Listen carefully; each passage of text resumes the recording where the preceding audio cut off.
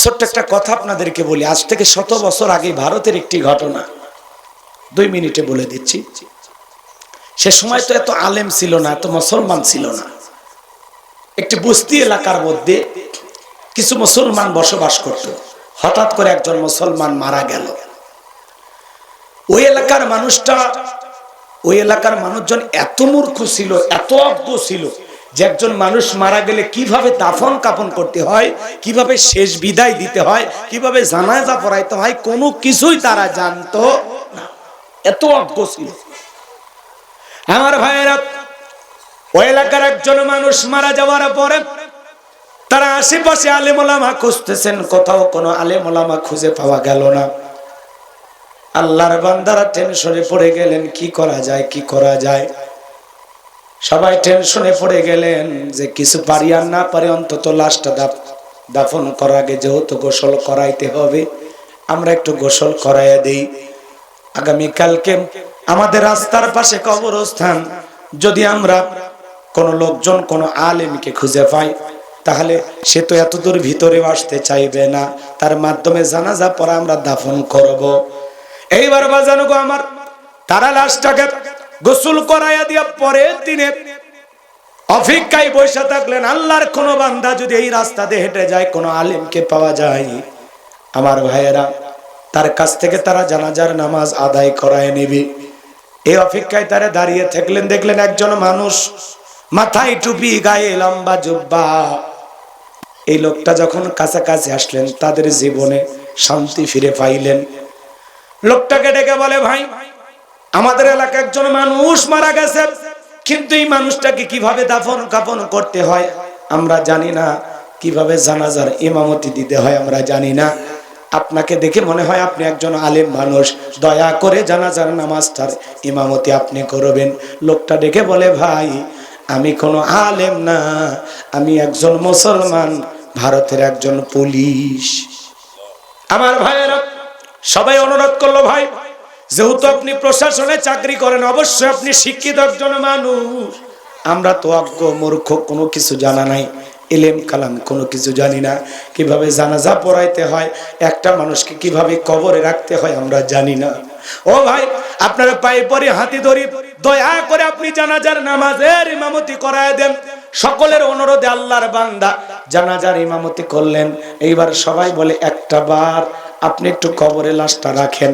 কিভাবে কবরে লাশ রাখতে হয় আমরা জানি না। সকলের অনুরোধে আল্লাহর বান্দা কবরে নামলেন। লাশটাকে কবরে রাখার পরে বাঁশের বিছানা বিছায়া দিলেন। কবরে মাটি দিয়ে আল্লাহর বান্দা যখন নিজ কর্মস্থলে ফিরে গেলেন, এইবার পকেটের মধ্যে হাত দিয়ে দেখে তার পকেটের ভেতর একটা জরুরি কাগজ ছিল, একটা পেপার ছিল, সেইটার খুঁজে পাওয়া যাচ্ছে না। অনেক সন্ধান করলেন কিন্তু খুঁজে পাওয়া গেল না। আল্লাহর বান্দা এবার টেনশনে পড়ে গেল, কোথায় হারিয়ে ফেললাম। ওইটার কারণে তারা চাকরিও যেতে পারে।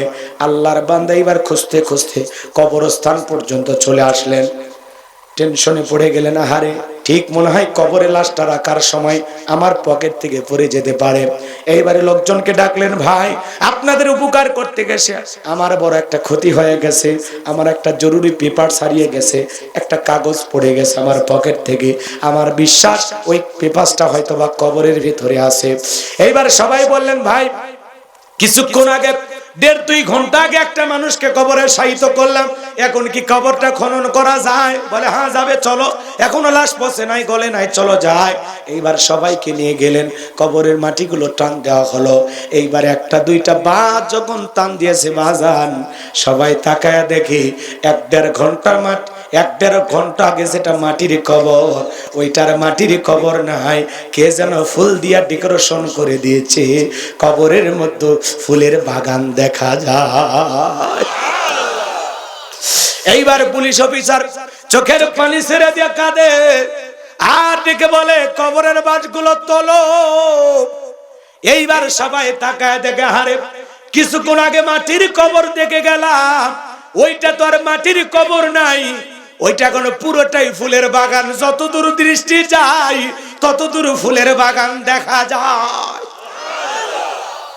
চিকচিক করতেছে, কবরটা আলোকিত হয়ে গেছে, চিকচিক করতেছে। সুবহানাল্লাহ বলবেন না? এবার কবরের এক কোনায় দেখা যায় কাগজটা। পুলিশ অফিসার কাগজটাকে নিলেন, নেওয়ার পরে বলতেছেন ভাই বাস বিছায়া যায়, আর দু চোখ বেয়ে বেয়ে পানি পড়ে যাচ্ছে আনন্দে আত্মহারা হয়ে। সে বলতেছে এই ব্যক্তির দুনিয়াতে কে বেঁচে আছে, আমি একটু তার কাছে যাব। এই জীবন দশায় কি আমল করেছে, যে আমলের কারণে 1-1.5 ঘন্টা আগে যেটা মাটির কবর ছিল, সেই মাটির কবর কে ফুল দিয়ে সাজাইলো। আমার বিশ্বাস এটা আল্লাহর প্রিয় একজন গোলামের কবর। এই আল্লাহর গোলাম দুনিয়ার জীবনে কি আমল করেছে, যার কারণে আল্লাহ তাআলা তার কবর জান্নাতের বাগান বানায় দিয়েছেন। যতক্ষণ পর্যন্ত আমি না জানতে পারবো, ততক্ষণ পর্যন্ত আমি আর ফেরত যাব না। আল্লাহর এই বান্দা দুনিয়ার জমিনে কি আমল করেছিল, যার কারণে আল্লাহ কবরটা ফুলের বাগান বানায় দিয়েছে। আপনারা একটু শুনবেন, কারা কারা একটু হাত তোলেন তো বাজান, লিল্লাহি তাকবীর।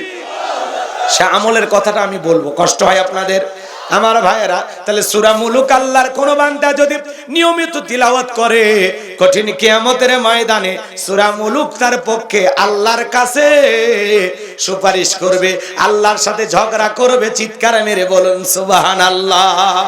এই যে ভাই কি হলো, আমি আগেই বলেছি ভাই ওটা বসা করা যাবে না। যদি কারো নিয়ত থাকে 30 সেকেন্ড সময় আপনি যান, সাইডে যান, আমার আপত্তি নাই। কিন্তু ওয়াজ শুরু হলে যদি কেউ ওঠে, কাপড় টেনে ধরে বসে রাখাবেন। যার কাছ থেকে উঠে যাবে, মুরব্বী যদি হয় 70-80 বছর বয়স হয়, লুঙ্গি মাকার সম্ভাবনা হয়, তাহলে ওই চাচার ওঠা জায়েজ আছে। কথা কন না কেন? রংপুরে ওয়াজ করতে গেলাম, এক মুরব্বী চাচা বলে ভাতিজা তুমি ওয়াজ করো তো, পেশাব লাগলে লঙ্গিত করবো। আমি তখন বললাম চাচা তাহলে তো চাচি রাগ করবে। তখন বলবে না, বাড়িতে যা বলবো হুজুর এমন ওয়াজ ধরছে, উঠার কোনো কায়দা ছিল না, জাগাতি কাম সারছে। কথা কি বুঝছে? তো এরকম যদি কেউ হয় তাহলে তার ছুটি। কিন্তু কোন যুবক অবিবাহিত পেশাব করে নাম করে উঠে যাচ্ছে, ওর ছবি মোবাইলে তুলে রাখবেন, মেয়েকে বুড়ি বানায় রাখবেন।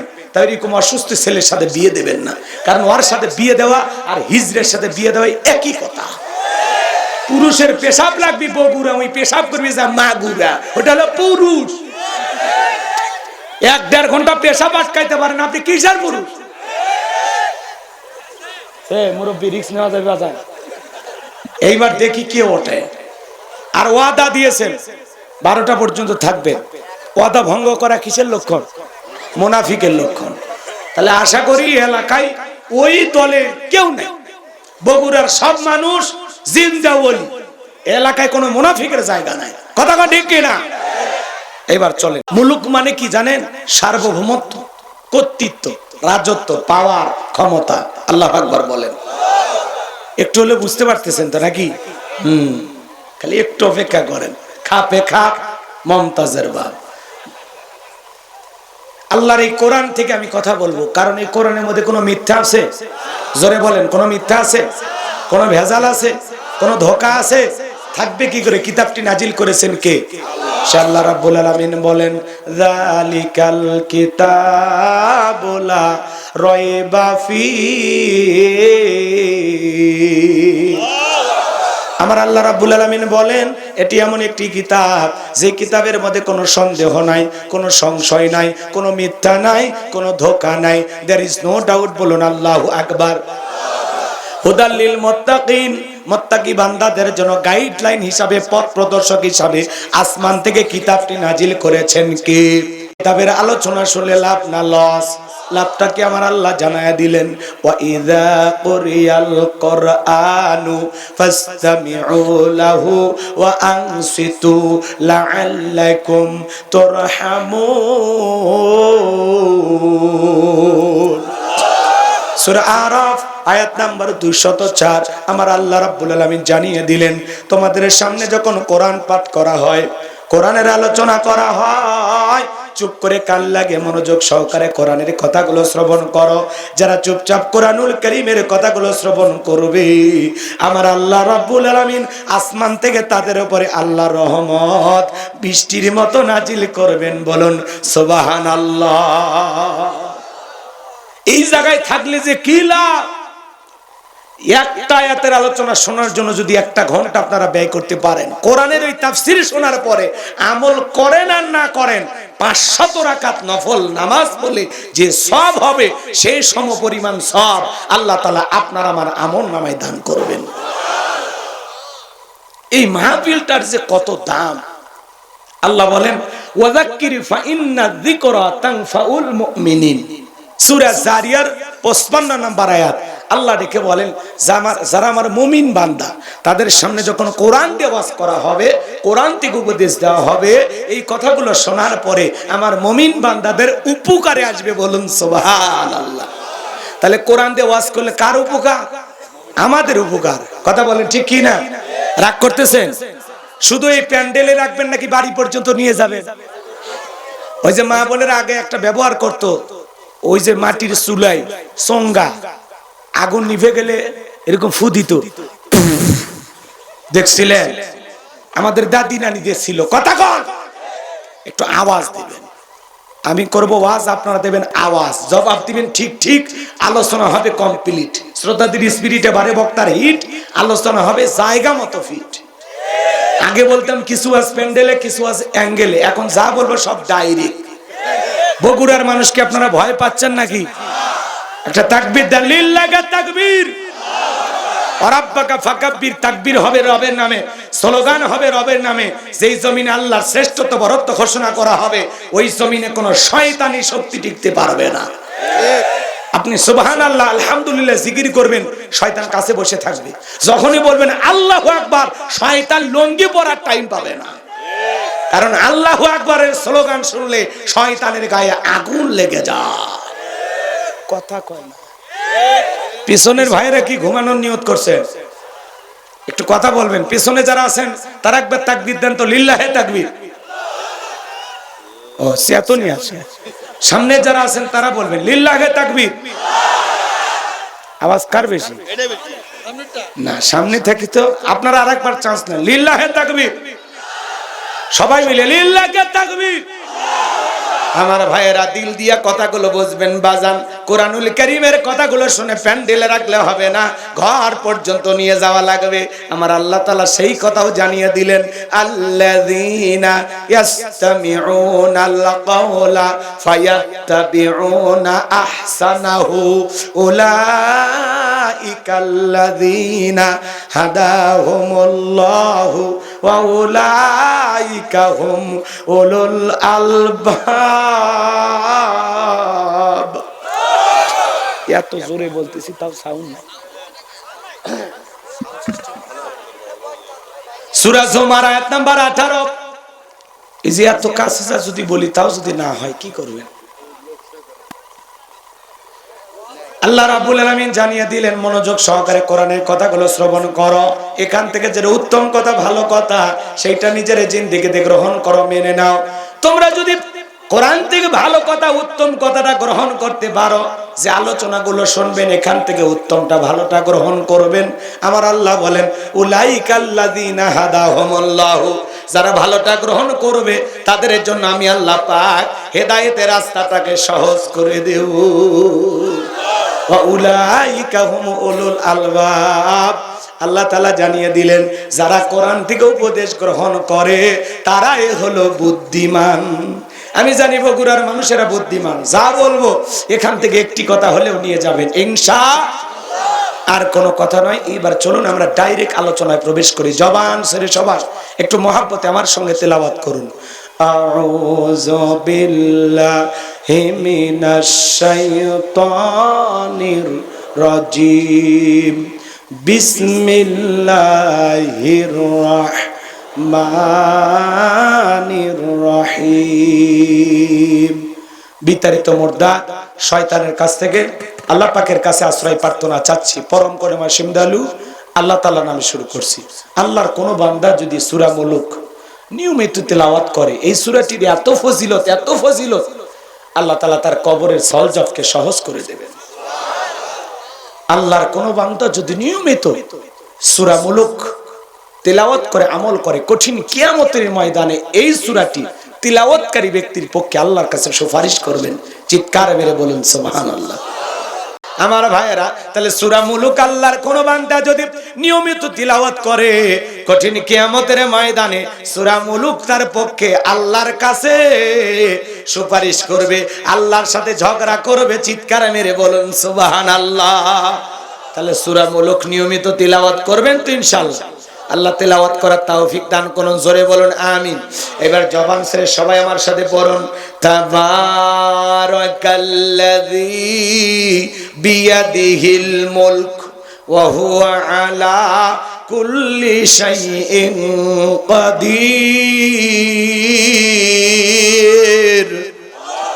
আল্লাহ রাব্বুল আলামিন বলেন, মহামান্বিত সেই সত্তা যার হাতে সর্বময় কর্তৃত্ব, রাজত্ব, পাওয়ার ক্ষমতা, তিনি হলেন সব বিষয়ের উপরে শক্তিমান। তাহলে সকল ক্ষমতার একমাত্র মালিক কে? আর একটু জোরে বলেন কে? আল্লাহ রাব্বুল আলামিন বলেন, তাবারাকাল্লাযী বিয়াদিহিল মুলকু ওয়া হুয়া আলা কুল্লি শাইইন কাদির। মহামান্বিত সেই সত্তা যার হাতে সর্বময় কর্তৃত্ব, রাজত্ব, পাওয়ার ক্ষমতা, তিনি হলেন সব বিষয়ের উপরে শক্তিমান। তাহলে সকল ক্ষমতার একমাত্র মালিক কে? একটু জবান ছেড়ে বলেন কে? আসমানে ক্ষমতা চলবে কার? জমিনে ক্ষমতা চলবে কার? আল্লাহর চাইতে বড় ক্ষমতাধর কেউ আছে? আল্লাহর চাইতে বড় দুনিয়ায় কেউ আছে? আল্লাহ রাব্বুল আলামিন বলেন, ওয়ালাম ইয়াকুল্লাহু কুফুয়ান আহাদ। আকাশ আর জমিনে আল্লাহর সমকক্ষ, আল্লাহর সমতুল্য আর কেউ নাই। চিৎকার মেরে বলুন আল্লাহু আকবার। লিল্লাহি মুলকুস সামাওয়াতি ওয়া মা ফিল আরদ। আকাশ আর জমিনের একচ্ছত্র মালিকানা কার? নাকি এর মধ্যে কারো ভাগ আছে? হ্যাঁ, কথা বলেন না কেন আপনারা? আল্লাহ যে পৃথিবীর সবচাইতে বড় ক্ষমতাধর, এই কথা স্বীকার করতে আমাদের কি লজ্জা হয়? কোন কারণে কি ভয় লাগতেছে? তাহলে একটু জোরে সরে বলেন, পৃথিবীর সকল ক্ষমতার একমাত্র মালিক কে? আল্লাহর চাইতে বড় ক্ষমতাধর কেউ নাই। কথা বলে ঠিক কি না? তাহলে জমিন যে আল্লাহ, এই জমিনে আল্লাহর আইন চালু হওয়ার দরকার আছে না নাই? অনেকে ভাবতেছেন হুজুর সকল ক্ষমতার মালিক আল্লাহ, এটা অনেকে বিশ্বাস করতে চায় না। আর যারা বিশ্বাস করবেন ওর ঈমান আছে? এ জোরে বলেন আছে? আসমান জমিনের একচ্ছত্র মালিকানা আল্লাহর। আল্লাহর চাইতে বড় ক্ষমতাধর কেউ নাই। तमाम পৃথিবীর সকল রাজত্ব পাওয়ার ক্ষমতা আল্লাহর কুদরতি হাতে। কথা বলেন ঠিক কিনা? আল্লাহর ইশারায় সবকিছু হয়। এদিকে খেয়াল করেন, পৃথিবীর জমিনে যারা ক্ষমতার চেয়ারে বসে রাখি না, আপনাদের বগুড়া থেকে একটা ছেলে যদি ঢাকায় চাকরি করতে যায়, একটা বাসা ভাড়া নিয়ে থাকে, ওর পরিচয় কি? ভাড়াটিয়া। কথা বলেন, পরিচয় কি? এই পৃথিবীর জমিন আল্লাহ অনেক মানুষকে ক্ষমতার চেয়ারটা ভাড়া দেয়। কথা কি বুঝতে পারতেছেন? কেউ 5 বছর, কেউ 10 বছর, কেউ 20 বছর, কিন্তু এদের পরিচয় ভাড়াটিয়া। এরা কেউ ক্ষমতাতে চিরস্থায়ী ভাবে থাকতে পারবে? ক্ষমতা দেওয়ার মালিক কি? আরেকটু জোরে বলেন। সেই দলিল আছে না নাই? জোরে বলেন আছে না নাই? অত ইজ্জু মান তাশা ওয়া তুযিল্লু মান তাশা। সম্মান দেওয়ার মালিক কে? লাঞ্ছিত করার মালিক কে? বিয়াদিকাল খায়র। সকল কল্যাণের চাবিকাঠি কার হাতে? ইন্নাকা আলা কুল্লি শাইইন কাদির। আর তিনি হলেন সব বিষয়ের উপরে ক্ষমতাবান। আল্লাহু আকবার বলে। তাহলে সকল ক্ষমতার একমাত্র মালিক আল্লাহ। আল্লাহর চাইতে বড় ক্ষমতাধর কেউ নাই। আল্লাহ দুনিয়াতে যাদেরকে ক্ষমতা দেয়, কাউকে ক্ষমতার চেয়ারে বসায়, আবার বেয়াদবি করলে ক্ষমতার চেয়ার থেকে নামায়। তাহলে ক্ষমতা দেওয়ার মালিক আল্লাহ, কেড়ে নেওয়ার মালিক আল্লাহ, সম্মান দেওয়ার মালিক আল্লাহ, লাঞ্ছিত করার মালিক আল্লাহ। সে আল্লাহর কাছে সকল ক্ষমতার চাবিকাঠি, আর তিনি হলেন সব বিষয়ের উপরে শক্তিবান। আল্লাহর চাইতে বড় শক্তিবান আর কেউ নাই। কথা কোন ঠিক কিনা? তিনি সর্বশক্তিমান। কথা বলে ঠিক কিনা? আল্লাহ রাব্বুল আলামিন বলেন, তাবারাকাল্লাযী বিয়াদিহিল মুলকু ওয়া হুয়া আলা কুল্লি শাইইন কাদির। মহামান্বিত সেই সত্তা যার হাতে সর্বময় কর্তৃত্ব, রাজত্ব, পাওয়ার ক্ষমতা, তিনি হলেন সব বিষয়ের উপরে ক্ষমতাবান। এ বাজান গো আমার, তাহলে একটু চিৎকার মেরে বলেন তো, সকল ক্ষমতার একমাত্র মালিক কে? আল্লাহর চাইতে বড় ক্ষমতাধর কেউ নাই। যারা বলে ক্ষমতার উৎস জনগণ, ওরা পাম দিয়ে ফুলে আই। ক্ষমতার উৎস জনগণ না, ক্ষমতার উৎস কে? আর একটু জোরে বলেন কে? আল্লাহ যাকে ইচ্ছে ক্ষমতার চেয়ারে বসায়, যাকে ইচ্ছে ক্ষমতার চেয়ার থেকে নামায়। আল্লাহর যখন সময় হবে আল্লাহ নামাবে। কথা কর না কেন? আমরা বারবার বলেছিলাম ম্যাডাম পদত্যাগ করেন, পদত্যাগ করেন। আল্লাহ বলে কিসের পদত্যাগ? এমন ভাবে ধরবো শুধু পদত্যাগ না, আমি আল্লাহ ওদেরকে দেশ ত্যাগ করতে বাধ্য করব। ইন্না বাতাসা রাব্বিকা লাশাদীদ, আল্লাহর পাকড়াও বড় কঠিন। আল্লাহ ধরে ধরে না, যেদিন ধরবে পাপ ডাকেও পার পাইবা না। কি কথা ক্লিয়ার? তাহলে বলেন সকল ক্ষমতার একমাত্র মালিক। এইবার চলেন, এই পুরো পৃথিবীতে আল্লাহ পাক 4 জন মানুষকে ক্ষমতা দিয়েছিল। জোরে বলেন কয়জন? আর একটু জোরে বলেন কয়জন? এই 4 জনের মধ্যে 2 জন হলো ঈমানদার আর 2 জন হলো কাফের। ভালো করে বুঝবেন, পুরো পৃথিবীর ক্ষমতা 4 জনকে দিয়েছে। কয়জন? 2 জন কাফের আর 2 জন হলো ঈমানদার। আরে ভাই, পুরো পৃথিবীর ক্ষমতা তো দূরের কথা, ছোটখাটো নেতার সাথে পারা যাইতো না। বিশ্বনবীর জামানায় এরকম একটা ছোট নেতা ছিল, গোত্রীয় লিডার, দলপতি, বগুড়ার খাস বাংলা ভাষায় পাতি নেতা, নেতার চামচে। কথা কম। এবার শোনেন, দিল দিয়ে কথাগুলো বুঝবেন, তাহলে মজা লাগবে ইনশাআল্লাহ। নবীজির জামানায় পাতি নেতার নাম ছিল, গোত্রীয় লিডার, দলপতি, এর নাম ছিল মুহাবির আমর। মুহাবির। নবীজি হিজরত করে মদিনায় চলে গেছেন। মক্কার কাফিরদের কেনে রসুলের কোনো টেনশন নাই, কিন্তু মক্কার কাফিরদের ঘুম হারাম। না জানি ভাতিজা মুহাম্মদ মদিনায় যায় কি করতেছে। কথাকে বুঝতে পারতেছেন বাজান? দিল দিয়া কথাগুলো বুঝবেন বাজান। এই মক্কার মুহাবির আমর প্রতিমার সামনে দাঁড়ায় শপথ গ্রহণ করলো, যতক্ষণ আব্দুল্লাহর বেটা মুহাম্মদ সাল্লাল্লাহু আলাইহি সাল্লামের দেহ থেকে কাল্লা না ফেলাইতে পারবো ততক্ষণ পর্যন্ত আমি এক ফোঁটা পানিও পান করব না। জোরে কন নাউজুবিল্লাহ। আমার নবীকে ওর পাকা ধানে মই দিয়েছে, ওর বাড়িতে চুরি করতে গেছে। আমার নবীর কি কোনো অপরাধ আছে? না বাজান না, আপনার আমার নবীর কোনো অপরাধ নাই। আমার নবী কালেমার দাওয়াত দেয়, ইসলামের প্রচার প্রসার করে, কোরআনের পথে মানুষকে দাওয়াত দেয়। এটাই কাফের বেঈমানদের কাছে সহ্য হইতো না। ওরা বলে আমরা 33 কোটি দেবতা মানি, তাই কত সমস্যা। আর এক আল্লাহকে মানলে সমস্ত কিছুর সমাধান, এটা ওরা বিশ্বাস করতে চাইতো না। এই মক্কার মুহাবির আমর প্রতিমার সামনে শপথ গ্রহণ কইরা বিশাল একটা বাহিনী নিয়ে মদিনার পথে রওনা করেছেন। এই খবর আল্লাহ তাআলা তার হাবিবের কাছে পৌঁছায় দিলেন। নবী গো, মক্কার মুহাবির আমর আপনার মাথা নেওয়ার জন্য রওনা করেছে। এই খবরটা বিশ্বনবী জানার পরে টেনশনে পড়ে গেলেন। সাহাবায়ে কেরামদেরকে ডেকে বলেন, আমার সাহাবীরা তোমরা বলো, মক্কার মুহাবির আমর আমার মাথা নেওয়ার জন্য রওনা করেছে, তোমরাই বলো কি করা যায়। নবীজির সাহাবীরা সবাই শুনতেছেন। হঠাৎ করে ওসমান ডেকে বলেন, নবী আপনি আল্লাহর এত বড় পয়গাম্বার, আপনি শুধু দিল থেকে দোয়া করে দেন ওই ওসমান যেন আপনার কাছে পৌঁছার আগে ওর হাত পাল্লা পাক প্যারালাইজ করে দেয়, আপনার কাছে পৌঁছার আগে সে যেন দুনিয়ার থেকে বিদায় হয়ে যায়। এই কথা শোনার পরে নবীজি হাত তুলে দোয়া করলেন। নরম মানুষ দোয়ার পক্ষে কথা বলে, ঠিক কি না? আল্লাহ রাসূল হাত তুলে দোয়া করতেছেন, আল্লাহ ওই মক্কার মুহাবির আমর আমার মাথা নেওয়ার জন্য রওনা করেছে, আমার কাছে পৌঁছার আগে ওর হাত পা এতটুকু শুধু বলেছেন মোনাজাতি। আল্লাহ আসমান থেকে বলে, জিবরাইল আর করিস না দেরি, আমার বন্ধুকে জানায় দাও তাড়াতাড়ি। আমি আল্লাহ পাক শুধু 2 হাত দোয়া করার জন্য দেই নাই, মাঝে মাঝে জালেম আর বেঈমানদেরকে সাইজ করার জন্য ওই 2 হাতে লাঠিও তুলে নেওয়া লাগবে। লিল্লাহি তাকবীর। সব জায়গায় দোয়া দিয়ে কাজ হয়। এই গ্রামের নাম হলো বড় ভিলা।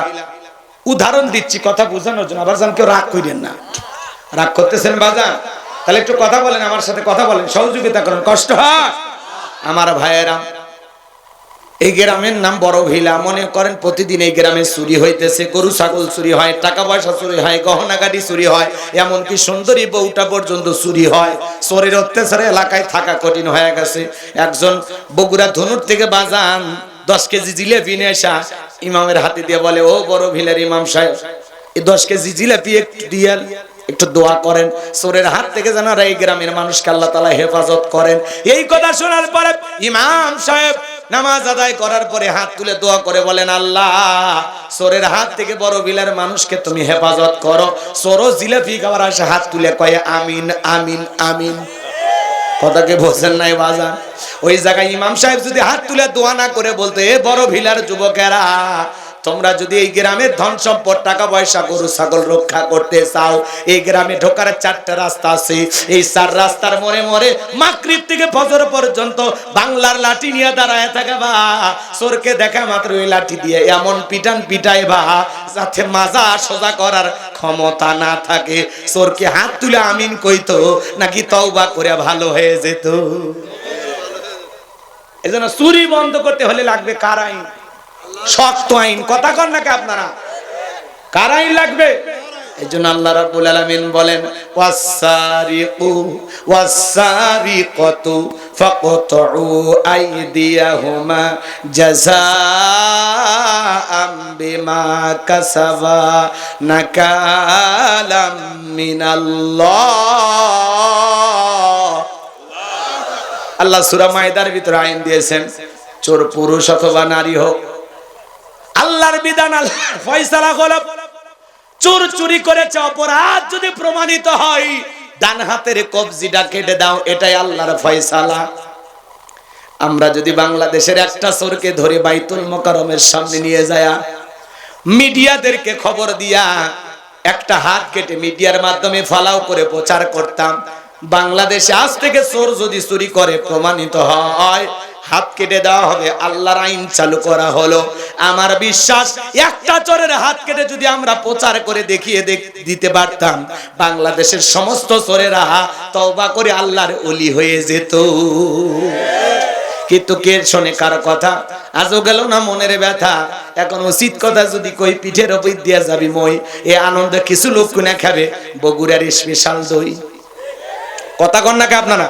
যত দোষ নন্দ ঘোষ, 70টা বললে দোষ, করলে অন্যায়ের প্রতিবাদ, নামটা হবে তোমার মৌলবাদ, নামটা হবে তোমার জঙ্গিবাদ। আল্লাহর আইন বর্তমান পৃথিবীর শাসকদের কাছে পছন্দ হয় না, আমাদের দেশের নেতারাও পছন্দ করে না। কথা কন নাকি আপনারা? বলে না সেই 1450 বছরের আইন এগুলো ব্যাকডেট মনে হয়।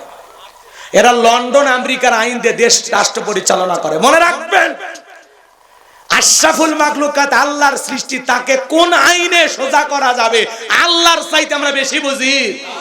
হ্যাঁ, খুব বেশি বুঝি আমরা। আল্লাহর আইন এই জমিনে চালু হোক। কারা কারা চান? 2 হাত তুলে দেখা। আল্লাহ এই জমিনে কোরআনের আইন চালু করে দাও, জোরে বলেন আমিন। আল্লাহর বিধানে শান্তি, আল্লাহর আইনে মুক্তি। কথা বলে ঠিক কিনা? আরে ভাই একটা খালি টেস্ট করে দেখেন না, টেস্ট করেন। একটা চোরের হাত কাটে খালি টেস্ট করেন, ভালো হবি মানে বাংলাদেশটা মিনি জান্নাতে পরিণত হবে, সব চুরি ডাকাতি বন্ধ হয়ে যাবে। কিন্তু কে শুনবে কার কথা? সরিষাই জেবু নেতা ভাবে আইন চালু করলে তো আমার হাতি আগে কাটা যাবে, কারণ এরা দুর্নীতিবাজ ছিল। 11 লক্ষ কোটি টাকা দুর্নীতি করে বিদেশে পাচার করেছে। 93 বিলিয়ন ডলার ঋণের বোঝা বাংলাদেশে চাপিয়ে দিয়ে ওরা পালিয়ে গেছে। কথা বলে ঠিক কিনা? আমার ভাইয়েরা, লম্বা আমি করবো না। তাহলে চুরি বন্ধ করতে লাগবে কার আইন? আমার ভাইয়েরা, বিশ্ব নবী তখন হাত নামায় নিলেন। এইবার জিবরাইল এসে বলে, নবী দোয়া কবুল হবে না, আপনি হাত নামান। নবীজি হাত নামায় নেওয়ার পরে জিবরাইল ডেকে বলে, নবী আপনি সাহাবায়ে কিরামদের মধ্যে ঘোষণা করেন, আপনার সাহাবীদের মধ্যে এমন কেউ কে আছে যে মক্কার মুহাবির আমরের মোকাবেলা করবে? এই কথা শোনার পরে নবী সাহাবায়ে কিরামদেরকে ডেকে বলেন, ও আমার সাহাবীরা তোমরা শোনো, তোমাদের মধ্যে এমন কেউ কে আসো যে মক্কার মুহাবির আমরের মোকাবেলা করবা? নবীর কোন সাহাবী দাঁড়ায় না, হযরত আলী দাঁড়িয়ে গেলেন। বলুন আল্লাহু আকবার। আমার নবী ডেকে বলে, আলী রে তুমি কি জানো ওই মক্কার মুহাবির আমর এক বেলা খাবার খায় 21 কেজি 3.5 মণ ওজনে তরবারি যুদ্ধ করে, এত বড় বীরের সামনে তুমি কেমনে যাইবা? তুমি বসে বড়। হযরত আলী বসে বললেন। নবীজি দ্বিতীয়বার বললেন, আবারও হযরত আলী দাঁড়িয়ে গেছেন। নবীজি তৃতীয়বার বলেছেন, ও আমার সাহাবীরা তোমাদের মধ্যে এমন কেউ কি আছো যে মক্কার মুহাবির আমরের মোকাবেলা করবা? আবারও হযরত আলী দাঁড়িয়ে গেছেন। এইবার নবী 2টা হাত বাড়ায় বলে, আলী রে আয় আয় আমার বুকের কাছে আয়। আলী রে এত বড় বীরের সামনে যাইতে চাস, তোর কি জানে মায়া দয়া নাই? হযরত আলী ডেকে বলতেছেন, নবী গো আমার ভিতরের ঈমান বলতেছে ওই আমর আপনার চেহারা দেখার আগে ওরে আমি জমিন থেকে বিদায় করে দেব। চিৎকার মেরে বলুন আল্লাহু আকবার। ইমানের একটা পাওয়ার থাকার দরকার আছে না নাই? যে ইমান প্রয়োজনে জ্বলে ওঠে না, যে ইমান সত্য ন্যায়ের কথা বলে না, যে ইমান অন্তরে নাই, যে ইমান অন্তরে নাই, মুখে ফোটায় কথার কলি, কিভাবে তারে বলো ইমান বলি, কিভাবে তারে বলো ইমান বলি। যে ইমান প্রয়োজনে জ্বলে ওঠে না, যে ইমান সত্য ন্যায়ের কথা বলে না। জোরে বলেন মারহাবা। আমার ভাইরা দিল দিয়ে কথাগুলো বুঝবেন বাজান গো। আমার নবী ডেকে বলে, ওসমান তোমার বাড়ি কি তরবারি আছে? বলে হ্যাঁ আমার বাড়িতে তরবারি আছে। বিশ্ব নবী ডেকে বলে, ওসমান যাও তরবারিটা নিয়ে আসো। হযরত ওসমান তরবারি নিয়ে আসলেন, 27 ইঞ্চি লম্বা। নবীজি হযরত আলীর হাতে দিলেন। হযরত আলী তরবারি পায়ে মারছে দৌড়। দৌড়াইতে দৌড়াইতে আমরের মুখোমুখি হয়ে গেছে বাজান। আমরকে দেখা মাত্রই, হযরত আলীকে দেখা মাত্র আমর রেগে বলে, কি রে পিচ্চি আলী তুই কেন আমার সামনে? হযরত আলী বলে, পিচ্চি না কি পরে বুঝাইতেছি, কথায় আছে ছোট মরিচের ঝাল বেশি। আল্লাহু আকবার বলে। এইবার হযরত আলী তরবারি দিয়ে দাগ টানতেছেন, একটা দোয়া পড়তেছেন। এই দোয়া পড়ে বাড়ির চতুর্দিকে ফু দিতে পারলে বড় বড় দুর্ঘটনার হাত থেকে আল্লাহ আপনার পরিবারকে হেফাজত করবেন। এইবার হযরত আলী দাগ টানতেছেন বাজান। দাগটা টানা যখন শেষ হয়ে গেল, তরবারিটা উঁচু করে ডেকে বলে, এ কাফেরের বেটা আমর, তোর যদি সাহস থাকে দাগটা পার হয়ে দেখা, এ আয় আয়। আল্লাহু আকবার বলে। হযরত আলী তরবারিটা উঁচু করে বলতেছে, এই কাফেরের বেটা আমর, তোর যদি সাহস থাকে দাগটা পার হয়ে নবীজির কাল্লা নিতে যা, এ আয় আয়, খেলা হবে আয়। আল্লাহু আকবার বলেন না। বাড়িতে ঢুকছে চোর, বাড়িওয়ালা ল্যাংরা, দুইটা পা নাই, কিছু না হোক, যদি খালি জবান দিয়ে আওয়াজ দেয়, কে রে, চোর থাকবি না, ভাগে দৌড় মারবি। একটা আওয়াজেই অনেক কিছু কথা বলেন, ঠিক কিনা? হযরত আলী খালি ধমক দিয়েছে, এই আয় আয়, দাগটা পার হয়ে দেখ আয়।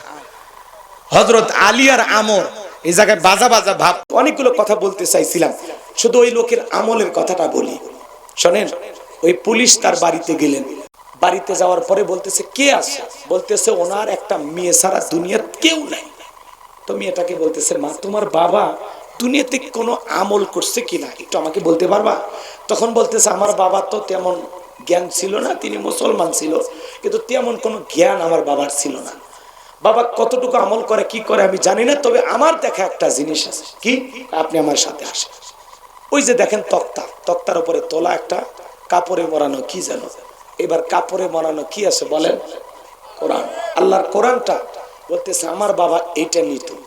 তখন ওই পুলিশ অফিসার কোরআনটা খুললেন, যা দেখে প্রত্যেকটা পাতায় পাতায় চোখের পানি পড়ে, মানে ভিজে গেলে যেটা দেখা যায়, কথা কি বুঝতে পারতেছেন? প্রত্যেকটা পাতায় পাতায় চোখের পানি। তখন বলতেছে, মা পুরোটা কোরআনের ভিতরে চোখের পানি দেখা যায়, কারণটা কি? তখন বলতেছে, আমার বাবা এই কোরআনটা পারতো, আর গালে মুখে চুমা খাইতো, আর এই সুন্দর করে আদর করতো, কোরআনকে চুমা খাইতো, বুকে লাগাইতো, আর এই প্রত্যেকটা পৃষ্ঠাই নিয়ে এই কালো অক্ষরগুলো বলতো, আর বলতো, আরে এত সুন্দর আল্লাহর কোরআনের লেখা, এত সুন্দর আল্লাহর কিতাব, কিন্তু আমি এতটাই মূর্খ, এতটাই কপাল পোড়া, আল্লাহর কিতাবটা আমি পড়তে পারি না। আল্লাহ, এই দুনিয়ায় আমার চাইতে বড় কপাল পোড়া আর কেউ নাই। আল্লাহর কিতাবটা যদি আমি পড়তে পারতাম, নিজেকে অনেক ভাগ্যবান মনে করতাম। এই কথাগুলো বলতো, আর অজরে চোখের পানি ছেড়ে দিয়ে কান্না করতো, শুধুমাত্র এই কোরআনের প্রতি এই ভালোবাসা, এই অগাধ প্রেম মহব্বত থাকার কারণে আসমানের মালিক আল্লাহ তার কবর জান্নাতের বাগান বানাইছে। তাহলে সম্পর্ক কোরআনের সাথে রাখার দরকার আছে না নাই?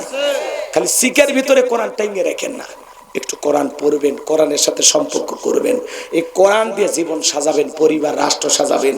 কোরআনের সাথে যদি সম্পর্ক থাকে, এই কোরআনের হেদায়েতের আলো দিয়া কবর আলোকিত হবে, মিজান ফুলসিরাত আলোকিত হবে, পরকাল আলোকিত হবে। কথা বলেন ঠিক কিনা? আল্লাহ আমাদের বোঝার তৌফিক দান করুন। আর কোনো কথা নাই ভাই, বাকি দুইটা কথা বললে আরো 1 ঘন্টা ওয়াজ করা লাগবে। বেঁচে থাকলে আবারও কোথাও না কোথাও দেখা হবে ইনশাআল্লাহ। প্রতিপক্ষের ভাইরা কি শেষ করে দিলাম? কারো কিছু বলার নাই তো?